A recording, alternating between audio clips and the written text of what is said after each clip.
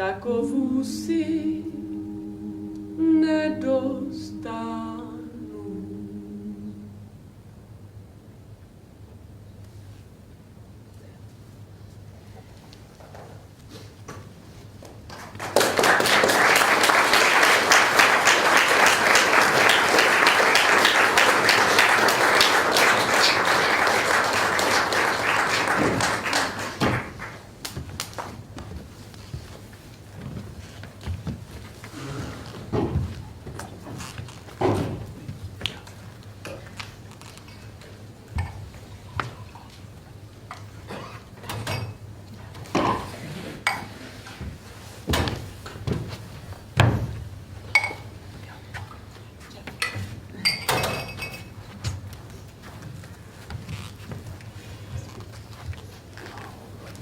Tak je hrozně těžké začít teď něco říkat.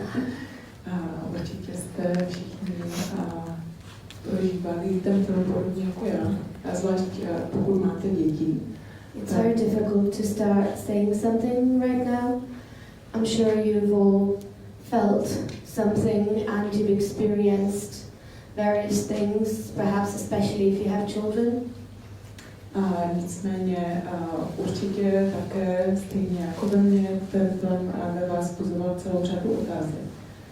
And undoubtedly, just like within myself, also within you, the film may have caused a lot of questions.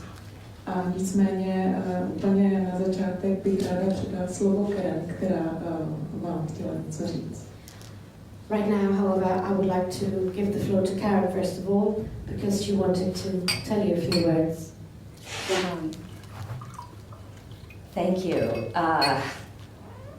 This is probably the most emotional screening I've ever done because it's here in Brno. Děkuji vám. Toto bylo zřejmě nejemocionálnější promítání tohoto filmu, které mohlo být, protože proběhlo právě zde v Brně. And I want to thank the singers for doing that beautiful performance. Thank you so much. Chci také poděkovat zpěvačkám za toto krásné vystoupení. Děkuji vám. And I want to thank the Brno Jewish community. I don't think Ava's here, but Ava and Eva both had reached out to me, and actually Yuri is here. Yuri, where are you? Chtěla bych také poděkovat brněnské židovské obci. Eva a Iva mě vlastně kontaktovali, Jiří je tady také. Yeah, and made this all possible. There's two other people that are very important to this film being what it is, and one of them is Alesh Gottwald. Alesh is some of you who were at the talk this morning know he's a co-author of a book about George Placzek. Ještě jsou zde další dva lidé, kteří jsou důležití pro tento příběh. Jedním z nich je Aleš Gottwald. Možná jste někteří z vás byli dopoledne na přednášce o Baruchu Placzkovi. And Alesh was the person who contacted me to tell me that my mother and aunt were kinder transports. I didn't know that, and told me about the list. And then when there was a 3-day symposium to honor George Placzek's contributions to physics, it happened here in Brno, and we were invited as guests. I learned so much more about this family history that up until that point I did not have answers. So. Aleš mě jednak upozornil na seznam, díky kterému jsem se dozvěděla, že moje matka a její dcera, její sestra byly součástí kindertransportu Nikolase Wintona. Také nás Aleš pozval do Brna, když zde probíhalo 3denní sympózium zaměřené na práci Georga Placzka a jeho příspěvky k fyzice. Byli jsme pozváni jako čestní hosté a během té doby jsem se dozvěděla ještě obrovskou spoustu nových informací, o naší rodině, o kterých jsem nevěděla. And another person who's here is Adam. Adam was the first person when I came in 2019, and he was the first translator for the Czech, for my mother's letters and for these documents that I didn't even know what they were. And the other thing, this is kind of a funny story because Adam and I were working on this one letter of my mom's, and she was switching between Czech and German, and he said, "Look this up. It's German. I don't know German." And I said, "On what?" And he said, "Google Translate." And I said, "Well, it doesn't work." And he said, "What do you mean it doesn't work?" And I said, "Well, I tried it because I had back in 2018 with Czech, and when you would type in Czech, the English translation was Czech, so it didn't work at all. So I just said, Google Translate doesn't work. And he said, I said German, like try it in German, and it did work. And I immediately said I have to go, and because I knew that Armin's letters were typed, and that meant I would be able to start working on them. And I need to translate. Oh, I'm sorry. I forgot about you. Dalším člověkem, který nám velice pomohl, je Adam. Byl prvním, se kterým jsme se tady setkali, a byl naším prvním překladatelem a tlumočníkem při našem výzkumu. Také se s tím váže velice vtipný příběh, kdy jsme se dívali vlastně na dopisy Herty a Armina, a já jsem říkala, pomoz mi s tím, musíme to nějak přeložit, a on říká, no ale já neumím německy, takže s tím ti nepomůžu, ale prostě použij Google překladač. A já jsem mu říkala, no ale to nefunguje. A jak to, že to nefunguje? No já jsem tam něco napsala z češtiny a prostě vylezla z toho zase čeština, ničemu jsem nerozuměla. A on říká, no ale musíš tam napsat, nadefinovat, že tam vpisuješ němčinu, ne češtinu. A já jsem to vlastně původně zkoušela v roce 2018, tak když to nefungovalo, tak jsem to vzdala. Když mi to řekl, tak jsem to zkusila znovu s tím, že jsem tam zadala, že vypisuji text v němčině, a pak to najednou fungovalo, a díky tomu, že Arminovi dopisy byly aspoň psané na stroji, tak jsem se mohla snažit zkoušet je vlastně přepisovat a překládat tímto způsobem. Thank you, Adam. And both Adam and Alesh worked really hard, and so did Esther, with the subtitles for this film. So we have these wonderful Czech subtitles, courtesy of them. Thank you. Takže Adame a Aleši a také Ester, kteří jste pomáhali i s titulkováním toho filmu, děkuji vám moc krát.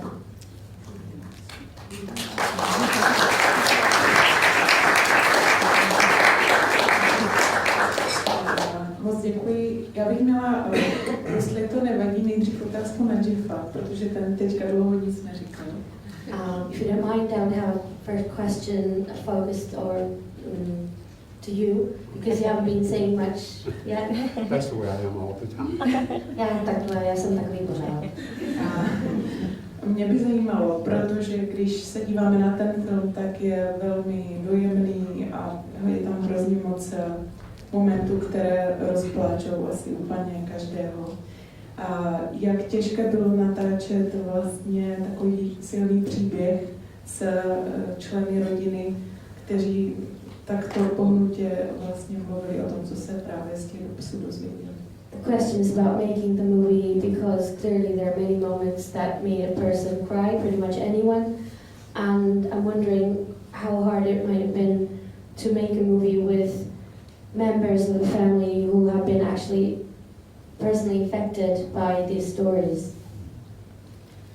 First of all, thank you, and thank you for having us here. It's a huge honor. Děkuji vám, že tady můžeme být v prvé řadě, je to pro nás velká čest. It was very difficult because it is a very emotional topic. Bylo to velice obtížné, protože samozřejmě je to velice emocionální téma.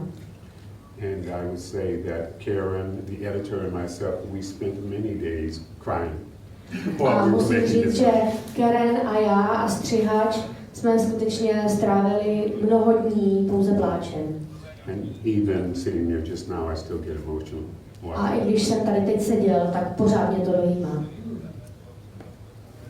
Já umím si představit, že zvlášť pokud ten celkový vlastně materiál, který jste natočili, trval 200 hodin, jestli si to správně pamatuju, jak Karen říkala. If I remember correctly, the total number of hours that you shoot in was 200, as Karen told us. Tak potom vlastně sestříhat to na 1 hodinu muselo vzít nejenom hodně pláče, ale i hodně času. Jak moc to bylo vlastně časově náročné, kolik jste na tím strávili času? It must have taken a lot of not only crying but also a lot of time to actually edit the whole content to make it an 1-hour movie. How much time did that actually take you and how did you deal with it? Well, it was really difficult to get it to the current time, which is 63 minutes. Bylo velice obtížné to sestříhat na tu současnou stopáž 63 minut. But the first cut I did myself before we hired an editor, and it was 3 hours and 51 minutes. První sestříhaná verze, kterou jsem dělal sám, měla v celkové délce 3 hodiny a 51 minut. So we gave that cut to a professional editor, and he got it to this length. Of A course, my jsme potom tuto verzi předali profesionálnímu stříhači a ten z toho udělal tady ten hodinový snímek. V návaznosti na to mě zajímá, jaký byl první dojem Karen z toho filmu. In connection with that, I'm wondering what was your first impression of the finished movie? You mean when it was finally done? Oh my goodness, we went through so many iterations that once I think we were all very relieved and I think fairly satisfied. There's always things that you want to change. Měli jsme spoustu různých verzí, ale když už to bylo hotové, tak jsme si v podstatě všichni docela oddechli, i když si člověk vždycky říká, že ještě něco by se dalo pozměnit. But one thing that I think is important to know is I always intended to write a book. I never intended to make a film, and this film exists because of Jeff. It was completely his idea. I was going to write a book. Důležité, co bych chtěla říct, je, že já jsem vlastně chtěla napsat knížku a kdyby nebylo Jeffa, tak ten film by nikdy nevznikl. Byl to jeho nápad, abychom z toho udělali film. And you might want to ask him how he knew it was to be a film because I couldn't see it. And možná byste se ho mohli zeptat, jak to, že on viděl tu možnost, že by z toho mohl být film, protože já jsem ji neviděla. Well, I didn't see it as a film at first. I just thought it was an extraordinary story and a very important story. Já jsem to neviděl jako film hned od začátku, ale hned od začátku jsem věděl, že to je mimořádný příběh. So Karen came to the Czech Republic to do her research, and when she came back, I just suggested that she sit down and let me film her as a way of remembering her trip. Karen potom jela do České republiky, aby zde dělala ten svůj výzkum. A když se vrátila, tak jsem jí navrhl, aby si sedla, že ji natočím, v podstatě jako způsob, aby si mohla zapamatovat obsah té své cesty. And then about the third session of filming, I said to her, I can see that it's a film. A když jsme natáčeli už po třetí, tak jsem jí potom řekl, myslím si a vidím, že z toho může být film. I couldn't see it, but because I thought having someone sit there and read these incredible letters would only be interesting to me and to my family and no one else. But that's why I'm not a filmmaker, and he is. Já jsem si nedovedla představit, že by z toho mohl být film. Říkala jsem si, že to, že by někdo seděl a přečítal ty dopisy, by mohlo být zajímavé pouze pro mě a moji rodinu. Ale možná to je důvod, proč já nejsem filmařka, ale Jeff je.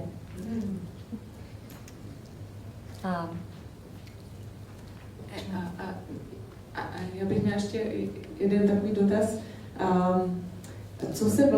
Co není ve filmu obsažené je, co se stalo potom po válce s Erikou a Daisy, jak se dostali do Spojených států, to možná bude zajímat víc lidí než jenom.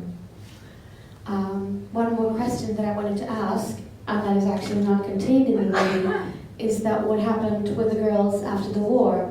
How did Erica and Daisy actually get to go and live in the United States? That was in the original almost 4-hour cut, and then so much is on the cutting room floor. But what happened was, part of this is what I think, what I believe was happening with my mom, but I don't know for sure, and that is that she was waiting for her parents to come and get her like they promised. And she did become a midwife in England and stayed, I think, until she finally realized that they didn't survive.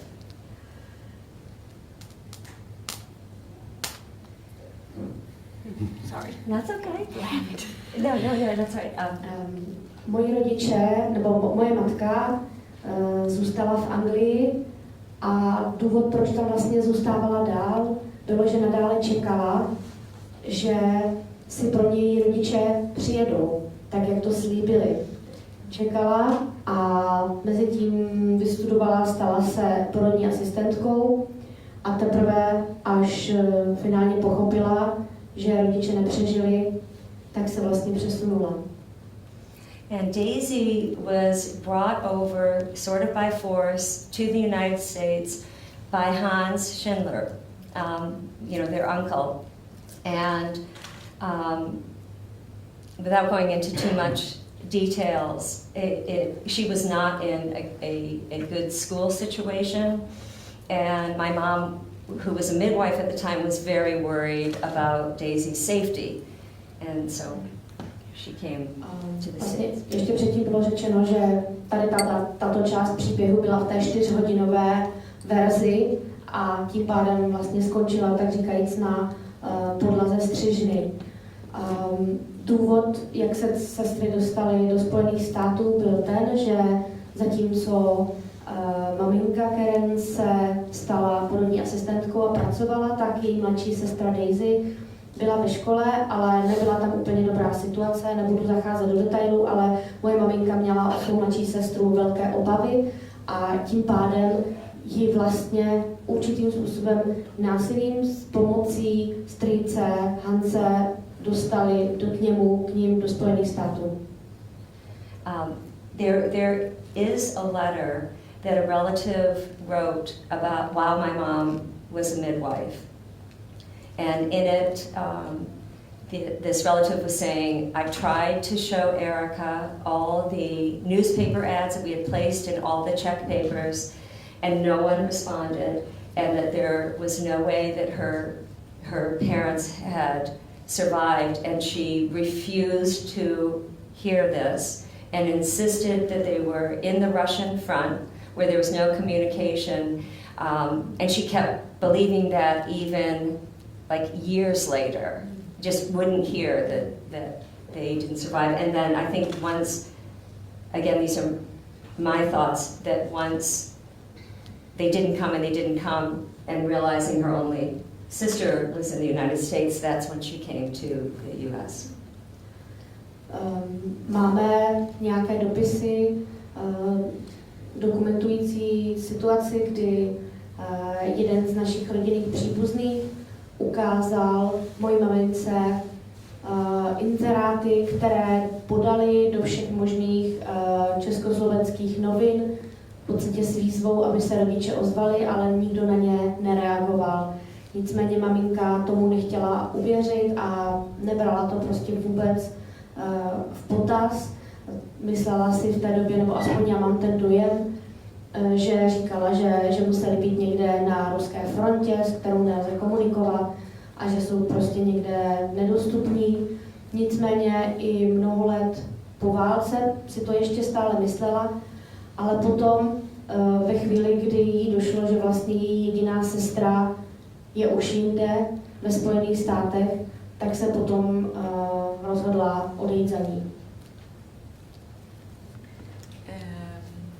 Ještě mě pořád napadá dokola jedna otázka, která taky úplně není jasná z toho filmu, ale pochopila jsem, že Mariana nikdy vlastně ty dokumenty a dopisy Erice neukázala, přesto, že vlastně Armin v těch dopisech jí jakoby o to žádal. Jaké myslí, to je asi čistě spekulativní záležitost, ale věřím, že Karen nad tím někdy přemýšlela, jaké mohly být její motivace, proč to neudělala. Another issue that's not quite contained or explained in the movie is why Marianne actually never showed the letters to Erica and Daisy. And I guess others are also thinking about this question, so, and I'm sure you must have been too. So do you have any idea why did Marianne take this decision of not showing the letters to the daughters when the parents, or Armin at least, specifically asked Marianne to do so, to show them or send them on? Well, the short answer is I don't know, but this is what I think. Krátká odpověď je, že prostě neví, proč to udělala, nebo respektive neudělala, ale co si myslím. I know that Hans and Marianne both really loved those girls. And I believe that they felt that they would be protecting them ultimately by not showing them, I think, all these reminders of a life, you know, this joyful, loving life that they had, you know, before the war. And I really think it was done as a way to try and protect them. Já si myslím, že Hans a Marianne měli tyto dvě dívky velice rádi a důvod, proč jim vlastně neukázali rodiče dopisy od jejich rodičů, byl jednoznačně ten, že je chtěli chránit od vzpomínek, připomínat jim vlastně ten krásný, láskyplný a šťastný život, který prožívali s rodiči před válkou a vlastně tím chtěli chránit jejich city od toho traumatu, který vlastně prožili a který aby měli dobrý život.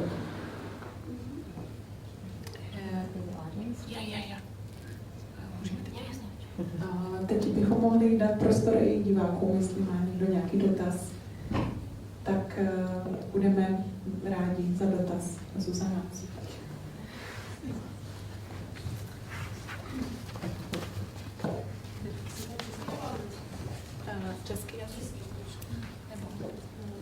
Dobrý večer, moc děkuji za krásný film, to bych chtěla říct v první řadě. A moje otázka teda zní, jestli tomu dobře rozumím, tak jste se do Brna poprvé podívala v roce 2019. A já bych se chtěla zeptat, jestli jste měla nějaká místa, která jste věděla z těch dopisů, že byste ráda navštívila, třeba kde bydlela ta rodina, a jestli se vám to podařilo ta místa navštívit. From what I understood, you made the movie in 2019, and I wonder whether you found out from the documents of the places that you would like to visit, and whether you managed to visit them, such as the place where the family lived or others. Yes, but you know, the film wasn't really completed until 2022. I started the research in 2019. Yeah, but yes, I came to Brno for the first time in 2005, and Alesh took us to my mother's, the home that she grew up in is still there in Alexa Vitz? Yeah. And the factory that the Placzeks owned was operating in 2005, and it was the first time they let any descendants come through the gates, the factory gates, and Alesh, and his team, arranged all that. And my mom, last minute, decided to come, and it was her first time back to the Czech Republic since she left when she was 10. Já jsem začala vlastně s tím výzkumem v roce 2019, film jsme dokončili v roce 2022. V roce 2004 jsem jela sem do České republiky poprvé a chtěla jsem se podívat na některá ta místa. Zjistila jsem, že rodná vesnice mojí babičky Alexovice stále existuje a také továrna, kterou tam Plačkovi vlastnili, v té době ještě byla v provozu. Aleš a ostatní, kteří byli našimi kontaktními lidmi tady, tak vlastně zařídili, že jsme se tam mohli podívat. A tady jsme byli úplně první, vlastně potomci těch původních majitelů, které do té fabriky pustili. Also, and Alesh just took us around again. I call it the Placzek tour of Brno, but he points out all the different buildings where the Placzeks owned or where they lived, and so I have a sense of that here. Také pro nás Aleš uspořádal něco jako plačkovskou procházku městem Brnem, kde nám ukazoval všechna místa, která s Plačkovými byla nějakým způsobem spojená, takže nějaké povědomí o tom mám. Někdo další to teď?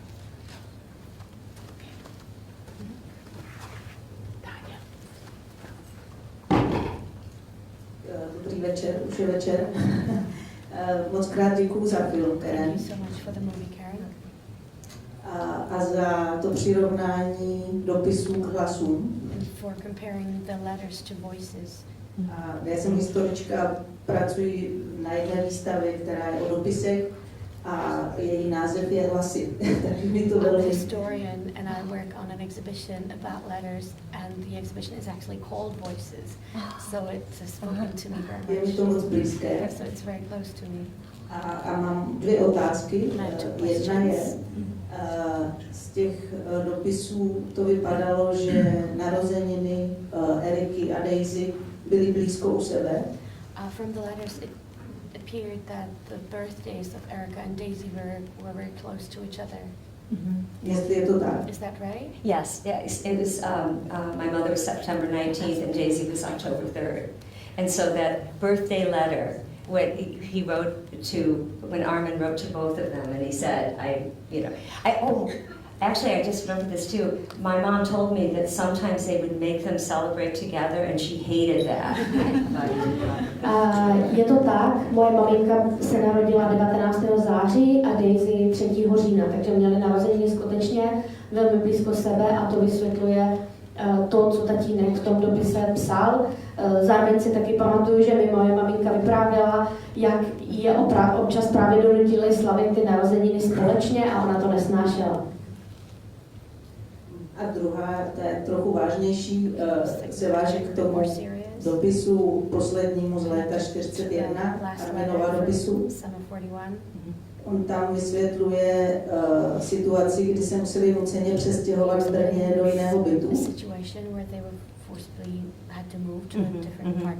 A to je etapa, která zatím není moc historicky prozkoumaná.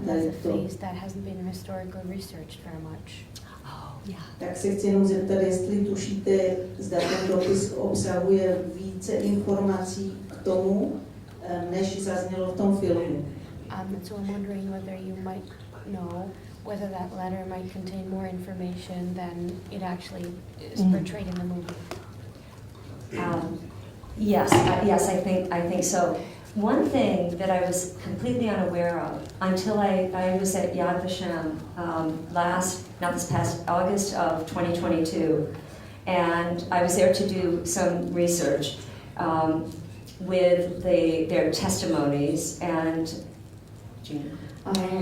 Nějaké další informace tam asi jsou. Já jsem byla v loňském roce v srpnu v Yad Vashemu, kde jsem také dělala nějaký výzkum a zaměřovala jsem se především na osobní svědectví. And it was the first time I saw the phrase the Brno ghetto.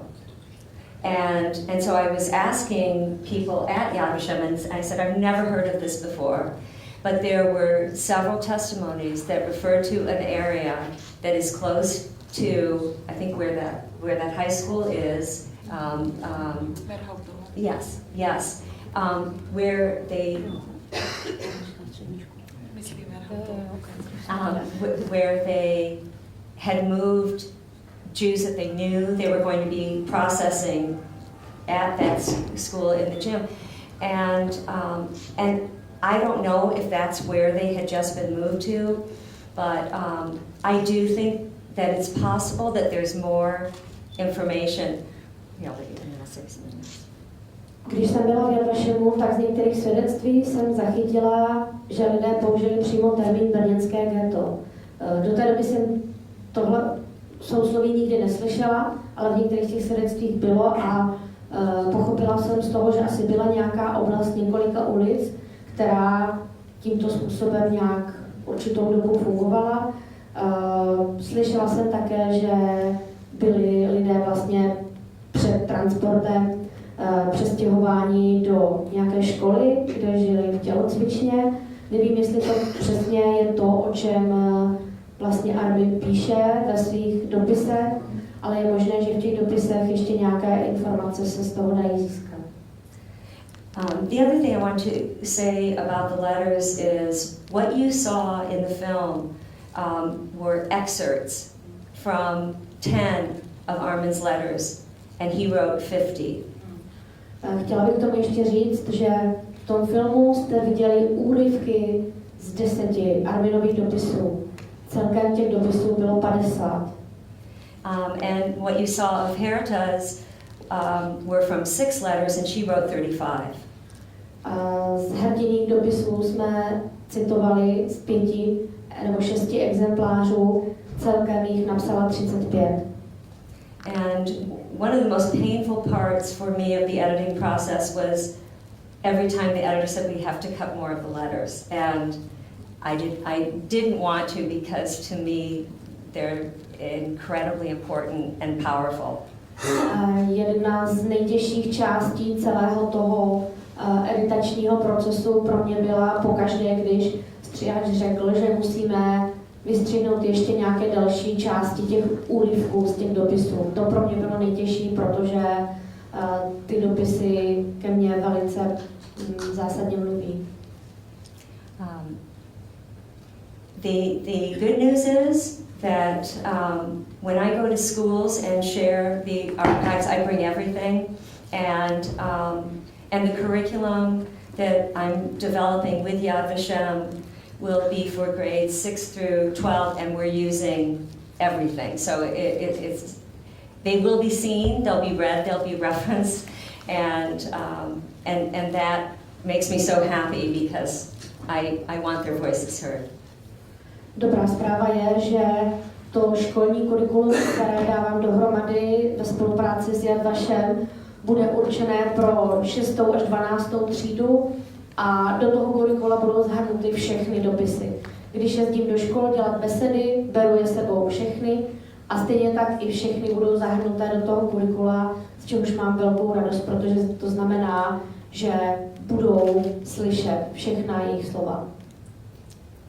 A moc mě mrzí, že to v tuto chvíli musíme ukončit, přestože je to hrozně zajímavý. A doufám, že ačkoliv jsme nesmíli možná zodpovědět všechny dotazy, které byste měli, možná můžete pokračovat v dotazech ještě v kavárně.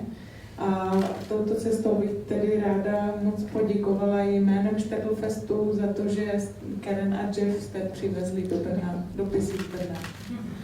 I'm very sorry that I have to conclude this discussion at this point, but perhaps if you have any further questions, we can continue in the foyer.